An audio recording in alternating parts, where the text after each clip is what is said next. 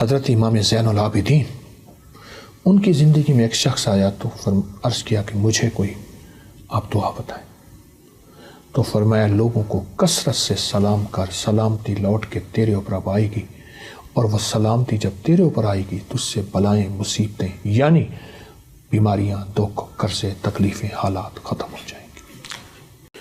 ہم وظیفے پڑھتے نہیں ہیں۔ اصل میں ایک ہے وظیفے پڑھنا، ایک ہے مانگنا۔ صحیح۔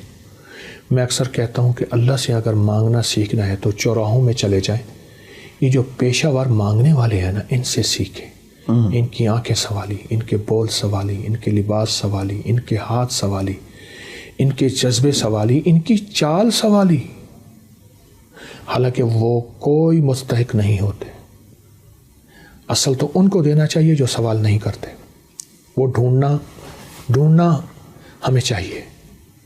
تو ہم وظیفے پڑھتے ہیں، ربنا آتنا فی الدنیا حسنۃ وفی الآخرۃ، اللہ کریم ہے، اللہ یہ سن لیتا ہے۔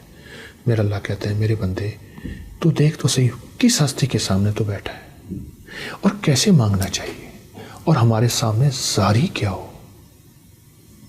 زاری، وہاں زور نہیں چلتا، زاری چلتی ہے۔ ناز نہیں چلتا، نیاز چلتا ہے۔ ہاں، تو ہم تو مانگتے نہیں، ہم تو پڑھتے ہیں۔ وہ شہنشاہ ہے، وہ پڑھنے کو قبول کر لیتا ہے، لیکن شہنشاہ کہتا ہے تو میری شان کے مطابق میری قریب آ، میری شان کے مطابق۔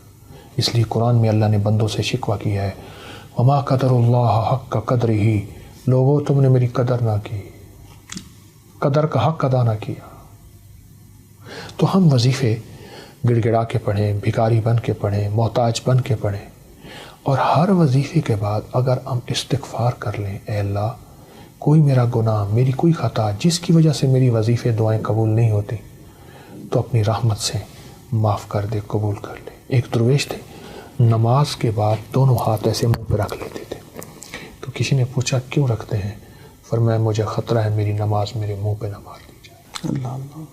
تو وظیفوں کے بعد استغفار کر لیں، وظیفوں سے پہلے درود پاک پڑھ لیں۔ درود قبولیت، استغفار محبوبیت اور مقبولیت۔